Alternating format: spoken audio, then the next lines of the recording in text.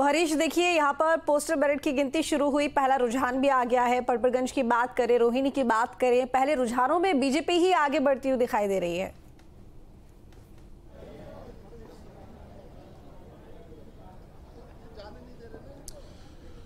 जी देखिए, बिल्कुल postal ballot की गिनती शुरू हो चुकी है। इस समय अगर हम नंदनगरी की बात करें तो यहाँ पर भी जो तमाम उत्तर पूर्वी के जिले हैं जहाँ पर काउंटिंग चलनी थी वो शुरू हो चुकी है। इसके अलावा अगर रुझानों की बात करें तो देखिए बहुत शुरुआती रुझान है, लेकिन जिस तरीके से अगर हम बात करें तो पटपड़गंज सीट जो है वो बेहद अहम है इस बार जो है वहाँ मनीष सिसोदिया जो कि उप मुख्यमंत्री रहे, शिक्षा मंत्री रहे, वो वहाँ से विधायक थे, लेकिन वो इस बार जंगपुरा चले गए और अवध ओझा को यहाँ पर आम आदमी पार्टी ने मौका दिया था। वहीं रविंद्र सिंह नेगी जो कि अगर हम बात करें तो लंबे समय से बीजेपी से जुड़े हुए हैं और कार्यकर्ता रहे, उसके बाद पिछली बार भी चुनाव लड़े लेकिन क्लोज फाइट बहुत दी थी, तो इस बार बहुत अहम है। वहीं अनिल चौधरी जो लड़ रहे हैं वहां से डीपीसीसी के पूर्व अध्यक्ष रहे हैं, तो वो भी वहां पर है, तो बहुत अहम है। त्रिकोणीय मुकाबला वहां पर आपको देखने को जरूर मिलेगा।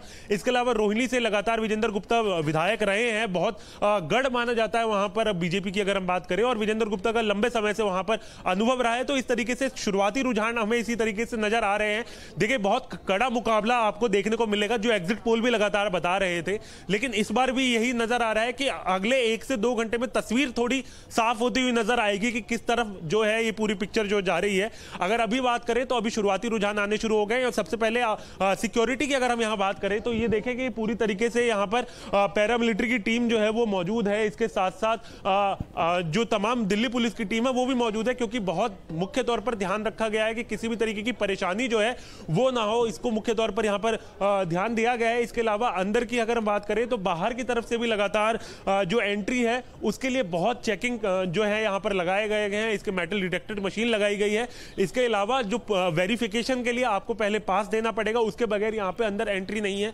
पास देने के बाद मोबाइल फोन यहां पर रखा जा रहा है, उसके बाद ही यहां पर एंट्री मिल रही है। तो पुलिस की तरफ से तैयारियां जो है वो पूरी है यहां पर। अब से कुछ देर में जो उम्मीदवार है यहां अलग अलग विधानसभाओं के, उनके आने का सिलसिला भी शुरू हो जाएगा, और उसके बाद लगभग 1 से 1.5 घंटे के बाद ईवीएम खोले जाएंगे, क्योंकि वो उम्मीदवारों और ऑब्जर्वर के सामने ही खोले जाते हैं, तो वो सारी चीजें भी की जाएंगी। तो फिलहाल तैयारियां पूरी कर ली गई है। यहां पर पोस्टल बैलेट की गिनती शुरू हो गई है। 1 घंटे का समय अभी लगेगा ईवीएम की गिनती शुरू होने में। कितने यहां पर मतगणना केंद्र बनाए गए हैं हरीश?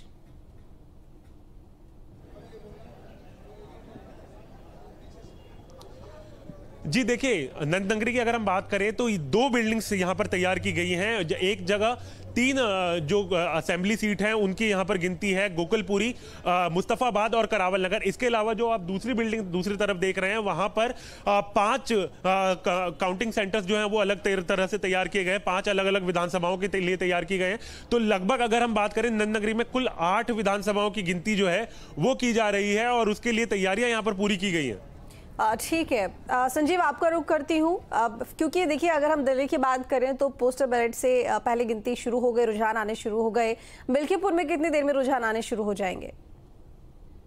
जी बिल्कुल, जिस तरह मैंने बताया कि 8 बजते ही जो बैलेट पेपर है उनको जो छटनी शुरू हो गई, गिनती शुरू हो गई है, तो अभी कुछ ही देर में रुझान आने शुरू हो जाएंगे।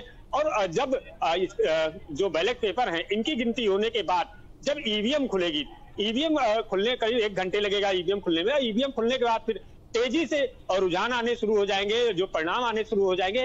तो इसको लेकर जो है यहाँ पर जीआईसी ग्राउंड में जो पहला हाल है, हाल में बकायदे मतगणना स्थल बनाया गया है, वहां पर मतदान कर्मी लगे हुए हैं। बकायदे बैरिकेडिंग करके जो एजेंट है उनको बैरिकेड के बाहर रखा गया है, वो वहां से निगरानी कर रहे हैं, जो गणना हो रही है उस पर नजर रख रहे हैं। वहीं अगर प्रशासन की बात की जाए तो प्रशासन भी गेट पे जीआईसी प्रवेश के पहले ही बाकायदे बैरिकेडिंग करके वहां आम लोगों की एंट्री प्रतिबंधित कर दिया है। साथ ही साथ जो लोग जा रहे हैं उनका बाकायदे जो परिचय पत्र बना है या यूके पास बना है उसको देख निरीक्षण करने के बाद उनको प्रवेश दिया जा रहा है। साथ ही जो कर्मी लगे हैं उनको प्रवेश दिया जा रहा है, और ये एहतियात दी गई है कि जो लोग इससे जुड़े हो ना हो, किसी भी पार्टी से हो, वो अनलगर जो मतगणना स्थल है इसके आसपास न इकट्ठा हो। और जो कुल मिला के ये भी है कि जो लोग तमाम उत्साह है लोगों में, चूंकि कांटे की टक्कर देखी जा रही है, और शुरू से ही जब मतदान हुआ था उस दौरान भी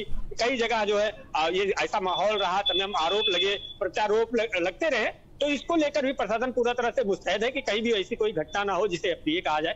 उसके लिए प्रशासन ने पूरी जो है अपना खाका खींच रखा है, तैयारियां पूरी कर रखी। और अब जब परिणाम आना शुरू हो जाएंगे तो तेजी से। जी चलिए ठीक है, लौटूंगी आपके पास में। इसी बीच ये बड़ी खबर आ रही है, तो बता दें आपको, रुझान आने शुरू हो गए हैं। बैलेट पेपर से पहले गिनती शुरू हुई है। आरके पुरम में बीजेपी को बढ़त मिलती हुई दिखाई दे रही है। देवरी से भी बीजेपी ही आगे चल रही है और वहीं मालवीय नगर से सोमनाथ भारती आगे चल रहे हैं। तो रोहिणी से बीजेपी के विजेंद्र गुप्ता आगे चल रहे हैं। पटबरगंज की बात करें तो वहां भी बीजेपी ही आगे चल रही है। तो देखिए, रुझानों में अगर ओपनिंग की बात करें तो बीजेपी अच्छी ओपनिंग करती हुई दिखाई दे रही है। बुराड़ी से आम आदमी पार्टी के संजीव झा आगे चल रहे हैं। आरके पुरम में भी बीजेपी को बढ़त मिलती हुई दिख रही है। देवली से भी बीजेपी आगे चल रही है। लेकिन वही बात अगर हम मालवीय नगर की करें तो वहां पर सोमनाथ भारती आगे चलते हुए दिखाई दे रहे हैं। हरीश, जब वोटिंग हुई तो उस टाइम पर आम आदमी पार्टी ने कई सवाल खड़े कर दिए इलेक्शन कमीशन के ऊपर और कहा गया कि कहीं ना कहीं देखा जा रहा है कि गड़बड़ की जा रही है वोटिंग के वक्त में। ऐसे में फिलहाल मतगणना को लेकर किस तरह की तैयारियां की गई हैं, सुरक्षा के किस तरह के इंतजाम हैं?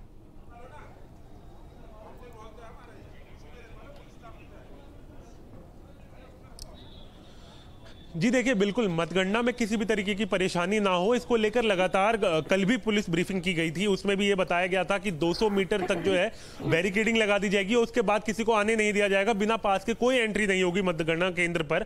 और यही तस्वीरें यहाँ पर आपको नजर आएंगी। देखिए, अगर हम नंदनगरी की मतगणना केंद्र की बात करें तो यहाँ पर भी आप देखें कि पुलिस की टीम यहाँ पर मौजूद है, पैरामिलिट्री की टीम यहाँ पर मौजूद है और इसके साथ साथ जो मेटल डिटेक्टर मशीन है वहां पर आपको होकर गुजरना पड़ेगा। साथ में बगैर पास देखे किसी को एंट्री नहीं दी जा रही है। पास देखने के बाद आपको अपना मोबाइल फोन जो है यहां बंद करना होगा, रखना होगा। उसके बाद ही यहां पर मतगणना केंद्र जो है वहां पर एंट्री दी जा रही है। आप यहां पर तस्वीरें देखें कि अंदर जाने का रास्ता है और यहां पर भी पैरामिलिट्री की टीम जो है वो यहां पर पहुंची हुई है। पुलिस की टीम भी अंदर मौजूद है। खास तौर पर ध्यान रखा जा रहा है किसी भी तरीके की परेशानी जो है वो किसी को ना हो। कुछ देर में ऑब्जर्वर और उनके साथ साथ अगर हम बात करें तो जो कैंडिडेट है उनके आने का सिलसिला भी शुरू हो जाएगा और उसके हिसाब से तैयारियां यहां पर पूरी कर ली गई है। किसी भी तरीके की कोई परेशानी ना हो, इसका मुख्य तौर पर जो है वो ध्यान दिया जा रहा है। बहुत आरोप जो है उस समय लगे थे जब वोटिंग के दिन, लेकिन उसको ध्यान में रखते हुए इस बार काउंटिंग को लेकर लगातार पुलिस की तरफ से यहां पर तैयारियां पूरी कर ली गई है और उसके ध्यान में यहां पर काउंटिंग शुरू भी हो चुकी है।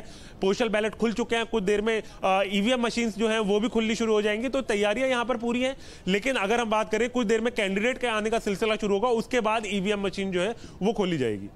बिल्कुल ठीक कहा आपने। अब संजीव, अगर मुद्दों की बात की जाए तो कौन से मुद्दे गरमाए रहे हैं यहाँ मिल्कीपुर में? कि देखिए, चुनाव तो दोनों के लिए ही चुनौतीपूर्ण है। समाजवादी पार्टी और बीजेपी दोनों की तरफ से जबरदस्त प्रचार प्रसार किया गया है और दोनों ही पार्टी मजबूती से एक दूसरे के खिलाफ लड़ती हुई दिखाई दे रही हैं। लेकिन मुद्दे कौन से गरमाए रहे?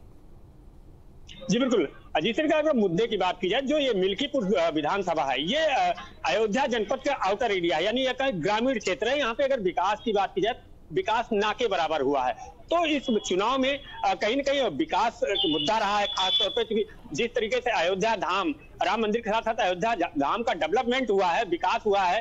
अब वो तस्वीर इस चुनाव में देखने को मिली कि कहीं न कहीं जो अगर इस बात को लेकर, क्योंकि युवा हो या बुजुर्ग हो, खास तौर पर मैंने अलग अलग जो जात के जो मतदाता थे उनसे भी बात की, तो उनका भी साफ तौर पर कहना है कि इस बार का हमारा जो है किसी पार्टी विशेष का नहीं, हम विकास के नाम पर वोट दे रहे हैं और जो विकास करेगा हम उसके पक्ष में मतदान करेंगे। कुल मिला के जो भी आरोप प्रत्यारोप चाहे जो लगते रहे हो, लेकिन अगर मुद्दे की बात की जाए तो इस चुनाव में एक ही मुद्दा साफ तौर पर झलक दिखाई दी है कि वो है विकास का मुद्दा। क्योंकि मिल्कीपुर जो क्षेत्र है वो बेहद पिछड़ा है, क्योंकि एकदम ग्रामीण इलाका है।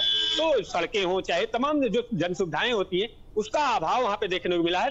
तो इस बार लोग जो है आगे बढ़कर आए हैं, चाहे वो बुजुर्ग हो, सबका एक ही कहना था कि हमारा जो है इस बार का जो मतदान है वो विकास के नाम पर है। जी ठीक है हरीश, देखिए अभी क्योंकि बैलेट पेपर से रुझान आने शुरू हुए हैं और वहीं पर जो कुछ जगहों के रुझान यहाँ पर आए हैं, बहुत ज़्यादा नहीं, लेकिन 4 से 5 सीटों की अगर बात करें, चाहे आरके पुरम की बात करें, देवली की बात करें, बुराड़ी की बात करें या फिर यहाँ पर देखा जाए रोहिणी को, पटबरगंज को, ये तमाम वो सीटें हैं जहाँ पर बीजेपी आगे बढ़ती हुई दिखाई दे रही है। मालवीय नगर एक महज ऐसी सीट है जहाँ पर आम आदमी पार्टी की तरफ से जो कैंडिडेट हैं सोमनाथ भारती, वो बढ़त बनाए हुए हैं। अगर ओपनिंग देखें तो बीजेपी की ओपनिंग शानदार दिख रही है।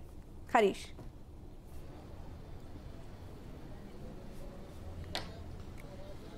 जी देखिए, बिल्कुल ओपनिंग अगर आप बात करें तो रुझानों में वही नजर आ रहा है जो एग्जिट पोल में नजर आया था। जिस तरीके से एग्जिट पोल में हमने देखा कि 14 में से 12 एग्जिट पोल में भाजपा की सरकार बनती हुई नजर आ रही है, वही रुझानों में भी दिख रहा है। देखिए, बुनियादी तौर पर अगर हम बात करें तो लोगों में कहीं ना कहीं नाराजगी मूलभूत सुविधाओं को लेकर थी और वो हकीकत में बदलती हुई हमें नजर भी आ रही है। शुरुआती रुझानों में भी यही नजर आ रहा है हमें।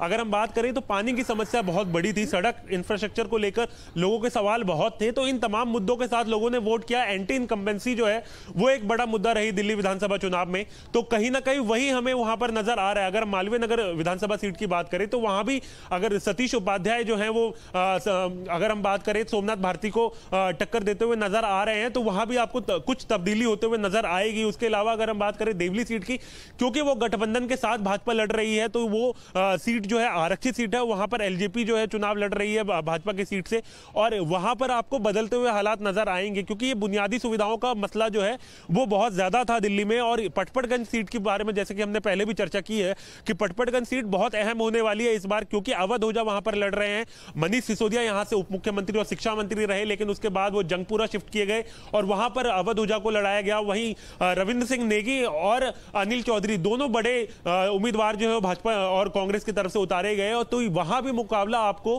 कड़ा नजर आएगा। जिस तरीके से अभी शुरुआती रुझान है, कुछ देर में तस्वीर जो है वो बेहद साफ होगी, पता चल पाएगा कि किन मुद्दों को लेकर जो है लोग इस बार चुनावी मैदान में उतरे थे, चुनाव के लिए वोट किए उन्होंने, तो वो तस्वीरें आपको थोड़ी देर में समझ में आएंगी। लेकिन कहीं ना कहीं रुझान में वो भी वही नजर आ रहा है जिस तरीके से एग्जिट पोल में नतीजे जिस तरीके से दिए गए थे।